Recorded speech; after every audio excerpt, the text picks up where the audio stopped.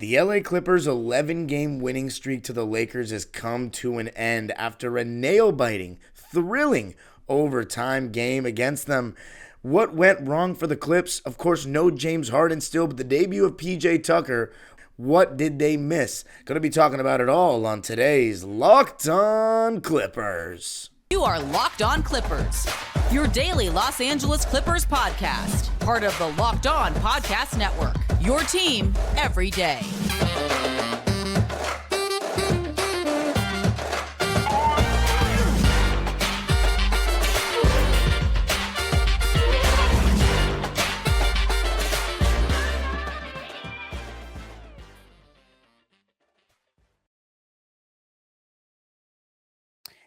Yes, sir. You are locking in with the Clips. Thank you for making Locked On Clippers the first listen of your day, your team every day. I'm your host, Darian Vaziri, born and raised in Los Angeles, and just beginning my 19th season as a Clipper fan. You can also follow me on Twitter and Instagram at DimeDropperPod and subscribe to my own YouTube channel, Dime Dropper, for even more LA Clipper content. Just released a video on Wednesday about Clipper fans reacting to James Harden at the Magic game. Check that out. And Locked On Clippers, free and available wherever you get your podcasts, including YouTube. I want you to let me know what you think the biggest reason why the Clippers could not get that 12th straight win against the Lakers despite having a 19-point first quarter lead at 37-18. Lakers ended that first quarter on a 6-0 run. And despite the fact that the Clippers were up double digits basically the entire first half, the Lakers had a huge third quarter and looked like they were going to run away with it in the fourth before Paul George's 20-point fourth quarter and late game heroics, including 3 free throws to send the game into overtime. And then the Clippers just weren't able to hold on. Remember, they were on a back-to-back. Legs got tired, but Paul George fouled out, and the Lakers kind of ran away with it, won it 130-125. Going to be talking about the game, what went wrong for the Clips, what they were missing, where Harden and Terrence Mann, where they would have come in this game, because Ty Lue even said after the game, they asked, when did you think, James Harden could help in this game? And he said, from the beginning, or for all 48 minutes, including Terrence Mann, he said. So, going to be talking about all that. But today's episode is brought to you by FanDuel, America's #1 sportsbook. It's a great time to be betting on sports. NFL, NBA, NHL, all going right now. So get on FanDuel, America's #1 sportsbook. Place your bets for, how about the Clippers win the championship? Got James Harden now. Got more stars. Why not? Anyway, let's get into it. Like the Dome. The Clippers lost this one, and it was a tight one. Of course, they started out playing incredibly. Another game where Bones Highland was starting. Of course, no Terrence Mann, still out with that ankle injury. No James Harden, who was sitting on the bench. But you did get PJ Tucker. For the Lakers, no Gabe Vincent, no Rui Hachimura, no Taurean Prince, who's been starting this year, and no Jared Vanderbilt. So a couple of big wings gone for them, big forwards. The Clippers obviously don't have their big forwards. Rocco and Nico are now at the door to Philadelphia. And senior, if you want to go that far down the line. Surprised we didn't see any Amir Coffey in this one, to be honest. We saw Kobe Brown play instead, probably because we lost bigger forwards, so we wanted to have a bigger forward out there, and Kobe definitely got more size than Amir. But we went with a 9-man rotation with PJ Tucker, Mason Plumlee, Norman Powell, and Kobe Brown off the bench. And we got 2 donuts out of those players. Kobe Brown, who only played in the first half with 6 minutes, and PJ Tucker, who played 21. And it's funny because I said one of the things about PJ Tucker was he often puts up 0-point games. I think I said in the last episode or the one before. First game, 0 points. And I thought it was pretty surprising that PJ Tucker suited up so soon. He just got to the arena on Wednesday night. I'm sorry, Tuesday night. And all of a sudden, in one day, less than 24 hours, he's suiting up for the team. I think it was a little bit out of desperation, given that we didn't have enough bodies. Or if we didn't play him, we would have had to play Moussa Diabate, and I don't think Ty Lue was very comfortable with that against the Lakers. But the first quarter, I'm just going to start there. Amazing effort by the Clippers defensively. Again, the defensive intensity really high. You had Kawhi guarding LeBron, Paul George guarding Austin Reeves, Russ guarding D'Lo, Zoo guarding Anthony Davis, and then Bones Highland guarding Cam Reddish, who started in place of Taurean Prince in this one. And everybody was doing fine. Of course, they were targeting Bones Highland and pick and roll throughout the game.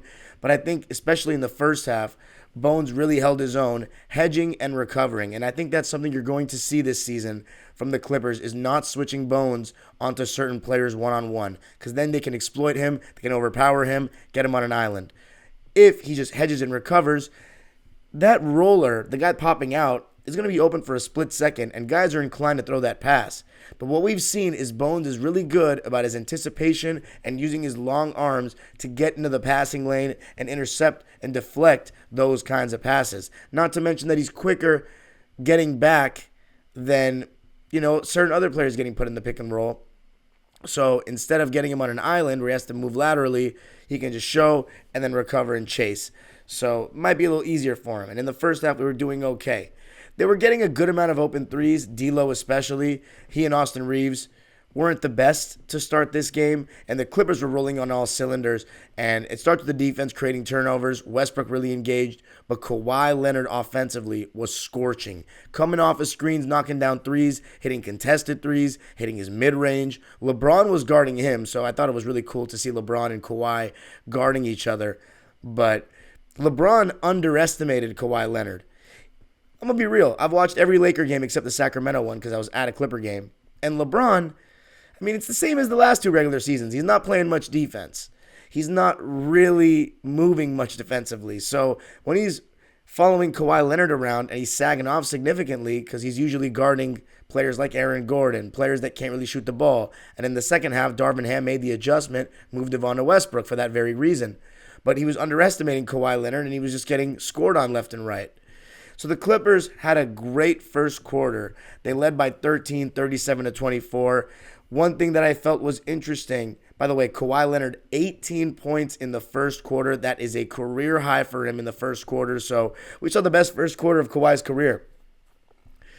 The Lakers, by the way, completely playing into the Clippers' hands, shooting way too many jump shots, not forcing the ball into Anthony Davis against Zubats, not really putting much pressure on our defense at all, really playing against our perimeter defenders who were locked in to start this game. At the 1 minute and 10-second mark of the first quarter, Kawhi Leonard would come out.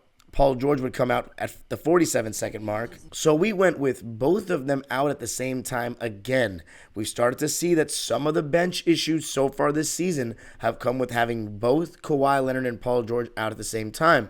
Now, before we got James Harden, I said that I always felt the Clippers need to stagger those two with this team. It was 37-18 when Paul George came out of the game in favor of the Clippers. By the time they came back in, and they both came back in at the 7 minute and 8-second mark, and that means we had Russ, Norm, and Bones out there with Mason. Again, 3-guard lineup, not enough defense. What is our other option? Maybe more Kobe Brown. And mind you, in this span of time, AD and LeBron are both in the game. So we went from 37-18 when PG comes out of the game to 44-32. We're still in the advantage. But because Bron and AD are in the game, they cut it from a 19-point deficit to a 12-point deficit. But when 2-1-3 came back in the game at the 7 minute and 8-second mark, we restored order. They restored order. Even though Kawhi only made one field goal in the second, they just allowed everybody else to get more comfortable, played better defense. Russell Westbrook had 8 points in the second, and he was really bullying D'Lo and Austin Reeves. And one thing you knew about Russ was this was a big game for him. He was going to take it personally. This was his first game playing on the Lakers floor, and he was going at Austin Reeves, especially to start the third quarter. And by the way, the Clippers broke even with the Lakers in the second quarter, 24-24. Not a great quarter, but the fact that they held the Lakers to 48 points in the first half and scored 61 of their own, I'll take that all day. People were talking about Paul George only taking 4 shots in the first half, but again, Kawhi had it cooking. Westbrook really got going in that second quarter, knocked down a couple mid-ranges, and was getting to the basket. So I don't mind PG deferring a bit, because there were times later in the game where he turned up. He was still playing good D, though, doing a good job on Austin Reeves or whoever he had to guard. Had to guard LeBron a couple of times, did decently as well. Third quarter, though, the Lakers completely turned around their defensive intensity, their energy, and came at the Clippers hard. They tightened up their defense, were playing more physical, and I thought the Clippers got a little stagnant as a result. They didn't move the ball from side to side, didn't make the defense shift. It was a lot more stagnant. And you know the Clippers have a tendency to go iso ball, and I don't think that's going to change much with James Harden. But you're going to have teams that switch on you or attempt to switch on you because they know that Kawhi Leonard has trouble blowing by bigger guys right now. You saw it against Franz Wagner, and you saw it in this game in the third quarter when the Lakers went with an unconventional, due to the fact that they were missing some of their wings, 3 big lineup. Christian Wood, Jackson Hayes, and Anthony Davis. 3 guys that so far this season, I know Christian Wood had such a reputation of being a bad defender. So far this season, all 3 of those guys have shown they can move their feet, block shots, and use their length to bother solid perimeter guys. And in the third quarter, Lakers were making a push. Clippers were keeping them at bay. PG came out at the 5:35 mark of the third quarter. So in the second half, we did stagger. We didn't play Kobe Brown. So we only went 8 deep in the second half. And it looked like the Clippers were going to blow it. You know, down by 8 in the fourth quarter. Lakers had complete command. Russ had 3 turnovers in the fourth quarter. And Paul George got the Clippers back in the game. Huge shot after huge shot. 3 free throws where Cam Reddish hit him on the elbow. And then in overtime, he fouled out. And Kawhi Leonard, who just wasn't as good as the game progressed. In the first quarter, he was incredible. But in the third quarter, he was 3 for 8. Missed a lot of his normal shots, contested mid-ranges, decent looks at threes. I thought he took 1 or 2 bad shots. I thought Westbrook took 1 or 2 bad shots as well. But for the most part, I thought the shot selection was fine and the shots we created were fine. But I thought our process was a little slower in that second half. But coming up, going to be going more in depth about the end of that game and the main part of the team that I was really disappointed in this one. Going to be talking about that coming up. I got to tell you a little something about Prize Picks. Prize Picks is the best daily fantasy entry app around. With the basketball season here, you can now pick combo projections across football and basketball from the Specials League, a league created specifically for combo projections that includes 2 or more players from different sports or leagues. For example, LeBron and Travis Kelce at a 10.5-point combo of 3-pointers made and receptions. This week on Prize Picks, I'm taking Nikola Jokic for more than 10 rebounds. I'm taking Kevin Durant for more than 28 points because right now Devin Booker and Bradley Beal are out. You can make your picks as well. Prize Picks even offers a reboot policy so that your entire entries stay in place even if one of your players gets injured. For football and basketball games, you have a player who exits the game in the first half and doesn't return in the second. That player is rebooted. Prize Picks is the only daily fantasy sports platform with an injury insurance policy, which is amazing. Regular fantasy does not have that. Just go to prizepicks.com/LockedOnNBA and use code LockedOnNBA for a first deposit match up to $100. Go to prizepicks.com/LockedOnNBA and use code LockedOnNBA for a first deposit match up to $100. Thanks for making Locked On Clippers your first listen every day. Every day or tomorrow on the show, we're going to be going more in depth about the James Harden fit, how it could make the Clippers better, where the problems may be. So much to get into with that move, and going to be getting into it on Friday. And in this game, the Clippers absolutely could have used James Harden. It was actually the first game of the season where I felt like we lacked some shot creation. Now, part of that reason was because we took a defensive compromise. We didn't have Robert Covington, who is not amazing, but good at attacking closeouts and making a play. Now, is he going to shoot a mid-range attack in that closeout? No. It's either a layup or he's going to make the swing, but he does that pretty well. Nico, Rocco, off to good starts defensively this season. I thought that made Bones Highland play a bigger role than he had to, and Bones Highland, you know, he started this game. I thought he started really well on both ends of the floor, had 4 points, all 4 of his points in the first quarter and was pretty quiet the rest of the game. And I thought playing alongside our 3 best players really took the ball away from him, and it hurt his rhythm. And that is a little bit of, not a little bit, but one thing I am afraid of when getting James Harden, because now that you're staggering Russ and Harden, one of them is always going to be in the game. And Bones, just because he started out the season well catching and shooting from 3 doesn't mean that he's going to be like that the whole season. I don't think Bones Highland is a guy that's going to be some amazing catch and shoot 3-point guy. I think he's somebody that is good with the ball in his hands, is maturing in pick and roll, a very underrated passer. It's an energizer bunny with the ball in his hands that can play off ball and knock down catch and shoot threes here and there. But if you make him that so much, he may lose his rhythm and then might start pressing a bit. And I thought in the third quarter, his shot attempts were weirdly spaced and very diverse, not in the best way. One of them was a catch and shoot 3, decent attempt, pretty early in the shot clock though in the third quarter. I wasn't a huge fan of it. But you know what? He was, I think, only 2 for 4 at the time or something like that, so I had no problem with it. And the Clippers had a bit of a cushion. And then he had a floater in the pick and roll with AD and drop coverage. Really good look, short floater. We'll make that 7 times out of 10 in my opinion. And he missed. And I don't like how, I think it was Bob Myers on the commentary. We had it blacked out here in Los Angeles, but I think it was Bob Myers on the commentary where he was saying that's where Harden's going to help him. Like, he'll be a guy in the pick and roll. But that was a very good, high-quality shot that Bones Highland created off the screen. A little floater from 8 feet out. I think that's a pretty decent shot for Bones Highland. I don't think that's something that Harden needs to help him with. If you're thinking that he's an exclusive catch-and-shoot guy, then I guess that's something that Harden can help him with. But I don't think that was a bad shot and a time to say that. And then there was another time where Bones kind of got tunnel vision. He missed, I think it was Norm in the corner. It may have been Kawhi, actually, in the short corner next to his, on the strong side corner. And he went up for a shot and got blocked by AD. And, of course, in my opinion, if you listen to my own show, Dime Dropper, I think Anthony Davis is the best defender in basketball. And I think even though he had a quiet game in this one, and I say quiet, and he still had 27 points, 10 rebounds, and 4 blocks on 10 for 18 shooting.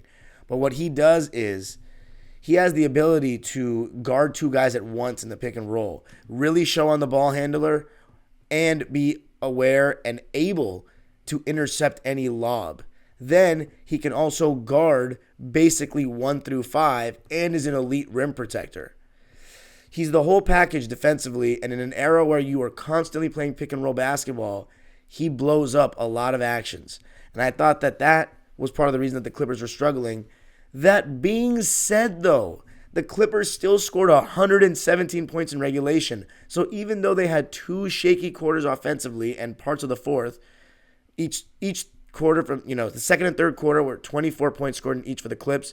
The Lakers outscored the Clippers 39-24 in the third. So let's talk about what happened in the third. I think we just started missing shots.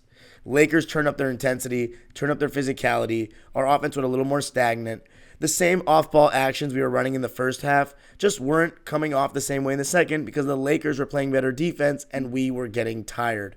Remember, second half of a back-to-back, high-intensity game. Clippers have been really playing hard. And then you have Kawhi Leonard guarding LeBron for the majority of the game. And LeBron's been more on the ball these last couple of games. So you got him fighting through screens a lot. That's taxing. And then you're asking him to get off and carry our offense with Paul George and Russ. It is taxing, and that is exactly why Nico, Rocco, and then having Terrence were important, because against a team like the Lakers and a guy like LeBron, who we've beaten so many times consecutively, a large reason is because we had a bunch of bodies to throw at him around his size. And we didn't have that in this game. That's part of the reason we lost. And I know the Lakers were shorthanded too, I understand. But this is Locked On Clippers, so I got to look at things from the Clipper perspective. I'm only talking about beating this Laker team that we played on this night, not the fully healthy Lakers. That's a different matchup. Then you got to throw James Harden in the mix. I'm just talking about in this game, I think Robert Covington and Nicholas Batum make the difference. I really do, because you have another body or bodies to throw at Bron, and you have a couple more catch and shoot guys, and the defense is just better. You don't have those same small lineups with Norm, Russ, and Bones playing together. Russ, by the way, 2 for 6 in the third. Kawhi, 3 for 8 in the third. Bones, 0 for 3 in the third. So there you have it. The starters just didn't shoot well, and I think we were generating pretty decent looks. It didn't feel like we were generating good looks when I watched the game in live time, But then I watched the play-by-play kind of thing with the video, rewatched the tape in slow-mo. We still got a lot of good looks. We were running that double drag a lot and expect to see that a lot with Harden, which is Russ coming to set a screen and popping out, and then you have the big setting a screen right after it, little stagger screens. Zoo rolling to the basket. So you get the ball handler going downhill with two options. Running that a lot with Kawhi at the controls, but in the second half, I thought Kawhi was not turning the corner the same way. And when the Lakers went with that three big lineup, he was really struggling to get by anybody. And I've said this several times over the last year and a half that Kawhi does not have the same burst. He'll get by really slow guys, or if he's unconscious and guys are getting too close, he might be able to turn the corner. But he's not as good turning the corner as Paul George. And you were seeing that when they were doing that double drag action, and it wasn't really creating much in the second half. But I still think we were getting decent shots. I really do. An issue, though, again, just like the Utah game, and in my opinion, this is the biggest reason we lost, we're not getting anything from our bigs on the same night. And that's an issue. Zubats, again, playing soft, getting blocked at the rim, not giving us much defensively, no blocks, not altering many shots. Of course, the Lakers were trying to put Bones in the pick and roll more because they know he was the weak link in this game, and Bones played 34 minutes. That's a lot for him, and that's not the role he's supposed to play. He's only doing that because we don't have Terrence or James Harden. 4 points, 5 assists on 2 for 7 shooting and 0 for 3 from deep. I don't think Bones was a liability defensively, but in the fourth quarter, you could see that the Lakers were targeting him. And again, I don't think Bones Highland should really play in the last 8 minutes of a playoff game. He's not there for that. He's there when Russ is out to handle the ball. But again, his role has completely changed now that we have Harden, so he's not as important for the team. I was just invested in his development, and I really wanted him to. And I'm not saying he can't develop a little bit being under the wing of Harden and Westbrook, but the best way to develop to me is reps at a high level. And he was playing with such great confidence. I think this was probably his worst game of the season, but he's playing in a role that you're asking too much of the guy. But if it's a Zubats, he's our starting center. He's got 7 points and 9 rebounds, 3 for 8 from the field. All of this guy's shots come in the paint, 1 for 2 from the foul line. And again, I'm a huge Zoo defender. But when he's not creating, LeBron's putting him in the pick and roll in the fourth quarter, there's not much going on for him. He's not catching the ball. His hands are becoming a real issue. And I get it. Westbrook fizzes passes at people. He puts a lot of pace on them. But some of them are really good passes, and he's got to catch them. There was one time where Paul George even passed it to him on a roll, and he tucked his hands as if the pass wasn't even intended for him. And Paul George gets a turnover for it. That's Zoo's fault. Catch the ball, bro. You might take a bump. You're 7 feet, 280 pounds or something. Zoo, I'm really starting to doubt. Maybe with Harden it changes because you just have more talent now. But had we kept the team together, Zoo may have not been good enough to be a starting center. Because he's so inconsistent. And again, it's not a skill deficiency. It's all mental. And I also think the team, when they see him playing that way and not catching the ball, they go away from him. And at times when the Lakers were switching a lot in the second half, guys like Cam Reddish would be guarding Ivica Zubac, and we wouldn't even look at him. And there's a couple of times, right, where Russ is being left open and he's going to attack the space. And I've been said, attack the space, drop it off.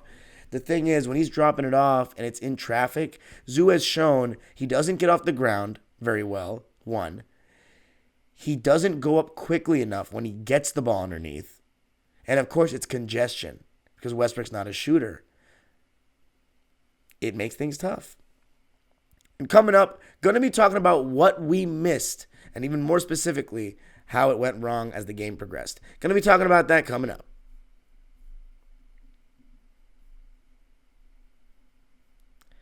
I got to tell you a little something about FanDuel. FanDuel is America's #1 sports book, and right now it is the place to be. Right now, new customers get $150 in bonus bets with any winning $5 moneyline bet. That's $150 if your team wins. If you've been thinking about joining FanDuel, there's no better time to get in on the action. The NHL, NFL, and NBA seasons are all in full swing, so why not place your bets on the LA Clippers, who now have the 5th highest odds in winning the title, even higher than the Warriors and the Lakers at plus 1,300 behind the Suns, Nuggets, Bucks, and Celtics. Where you make that bet? FanDuel. The app is so easy to use. There's a wide range of betting options, including spreads, player props, over-unders, and more. So visit FanDuel.com/lockedon and kick off the NFL season. FanDuel, official partner of the NFL.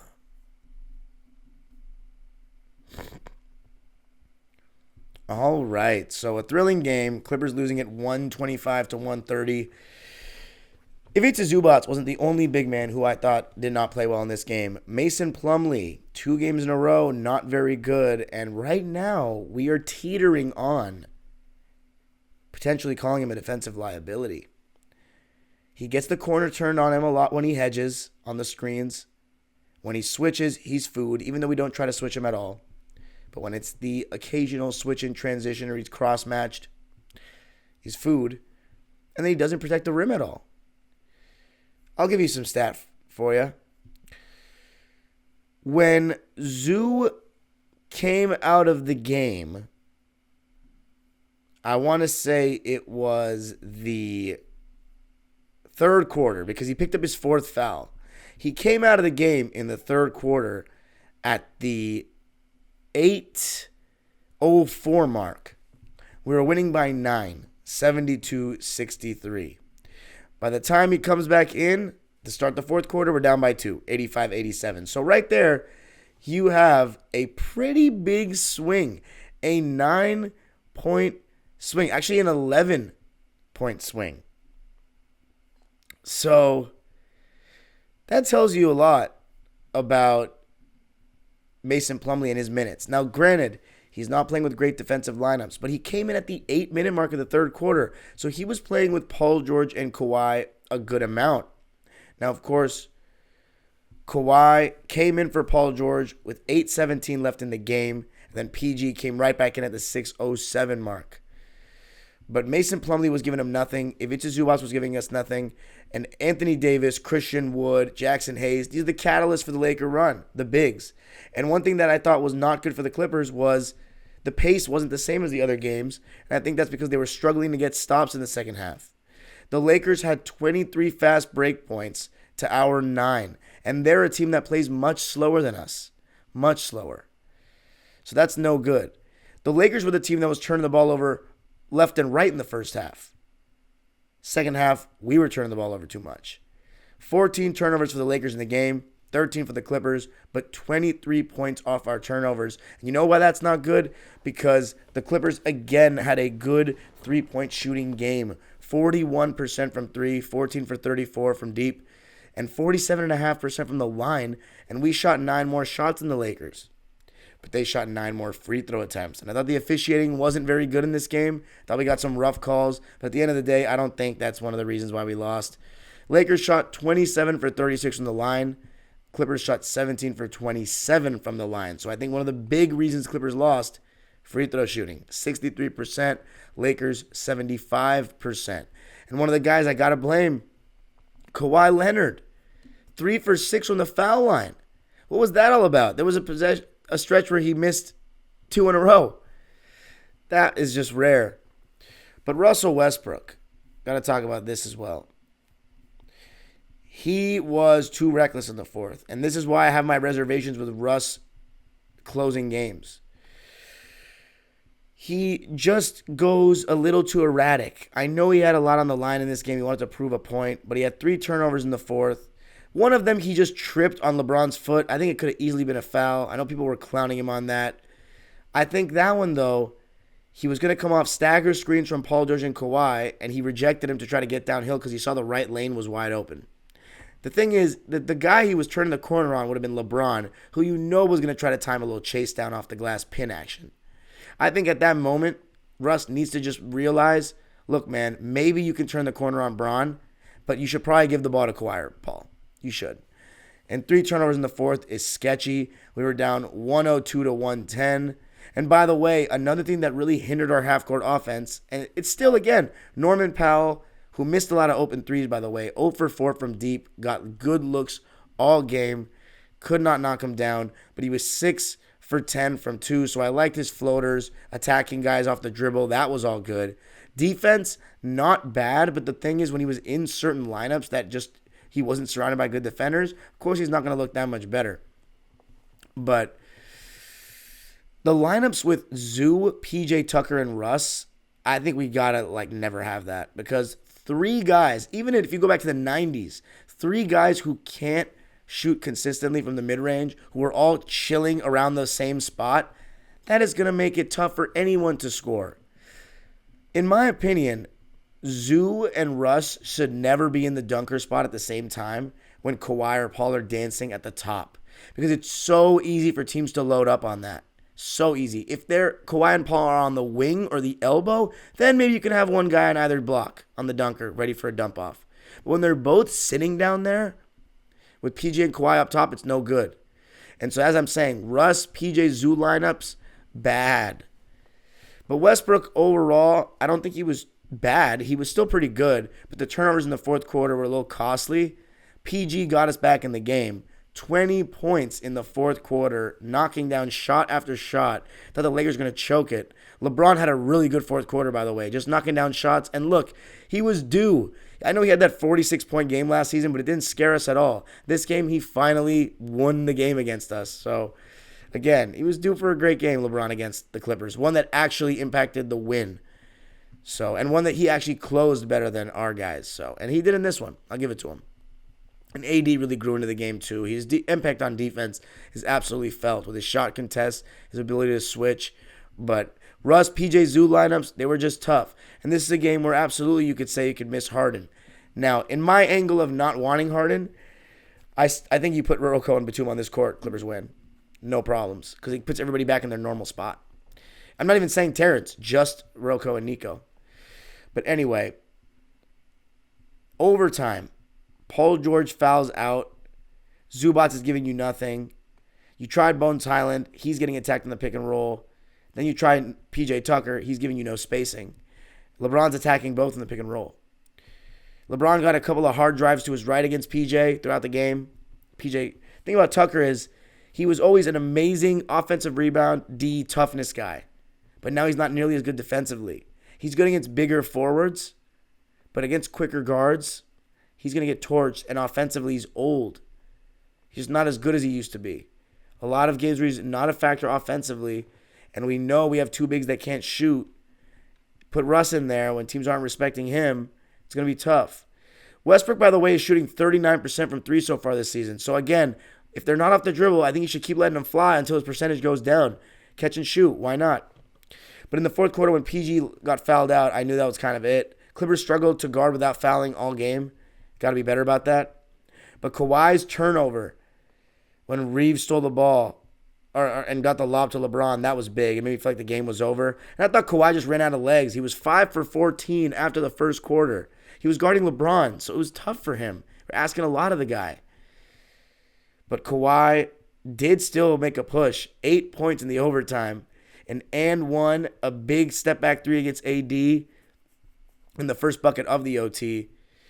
But 2 missed threes right before that and one by Kawhi, wide open. And then Bones and Russ both missed back-to-back threes in the last minute. And that was all she wrote. So, moral of the story, look, the Clippers are shorthanded. They're missing 2 guys that will probably close. James Harden will definitely be good for closing. Do you close with Russ? I mean, I don't trust it. I really don't. I think he's fantastic. With the last 5 minutes, he makes me a little nervous. Whether we had Harden or not. So we missed that. The bigs, they just got to be better. They really got to be better. Having Terrence Mann, of course, makes a difference against guys like LeBron, Austin Reeves, and also it lets Kawhi and Paul George not have to do too much offensively. Now, defensively. Now, if Harden's coming, now that Harden's here, are Kawhi and Paul George just going to have to play better defense and guard those better players more? I think the answer is yes. Is that going to be okay with them? I think it's going to be okay with them, but is that going to be good? Are they going to run out of gas at the end of the games? I don't know. That remains to be seen. And coming on Friday, we're going to talk about it more. You can follow me on Twitter and Instagram at DimeDropperPod. Subscribe to my own YouTube channel, Dime Dropper, for even more LA Clipper and LA sports content. Oh, I should read some of the lines. Paul George, 35 points. What an amazing start to the season for him. 6 rebounds. He's been great in every game. 2 steals on 11 for 16 shooting. And get this, 66% from 3, 6 for 9. and 7 for 8 from the foul line. He's been incredible. Kawhi Leonard played 41 minutes. That's a lot on a back-to-back. So again, I really admire Kawhi. Okay, he went colder as the game went on, but he was awesome, and I think he looks really good right now. And he guarded Paolo Banchero and LeBron as primary defender 2 games in a row. That's more than I'm even asking for, and more than I think that's good for this team. 38 points, 6 boards, 5 assists, 2 steals on 15 for 28 shooting, 5 for 11 from 3. With the free throws, 3 for 6, no good. And Zubats, by the way, not shooting well from the line so far this season. 1 for 2 from the line. Mason Plumlee, 3 for 6 from the line. 1 for 3 from the field. 5.6 boards for him. Norman Powell, 12 points on 6 for 14 shooting, 0 for 4 from 3. Russell Westbrook, the last one, 24 points, 11 rebounds, 8 assists, 4 steals. So again, besides getting lost off ball like once or twice, I thought he was really solid, but the turnovers, especially 3 of them coming in the fourth quarter, is no good. And I don't like him in the dunker spot with Zoo when Kawhi and Paul George are isoing at the top.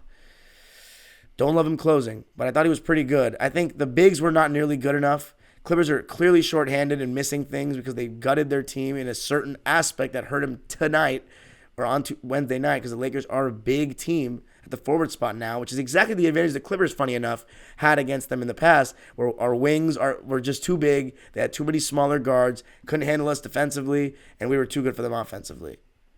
So Clippers lose it 130-125. The Lakers break the 11-game losing streak. AD had 27 and 10. LeBron, one of his best games against the Clippers as a Laker, if not his best, 35 points, 12 rebounds, 7 assists, a steal, and 2 blocks on 13 for 19 shooting, 4 for 8 from 3. The Lakers move on to 3-2. The Clippers are now 3-2, 3-0 at home, and 0-2 on the road for both teams. The Clippers are in action on Monday. They have a 4-day break before they play on Monday at New York against the struggling New York Knicks at Madison Square Garden. James Harden should be making his debut. We'll see how that goes. But we have an episode about James Harden on Friday and his fit with the team. The age-old proverb continues, go Clippers. Make sure you hit the comments, hit the notification bell for all things LA Clippers 5 days a week. Peace.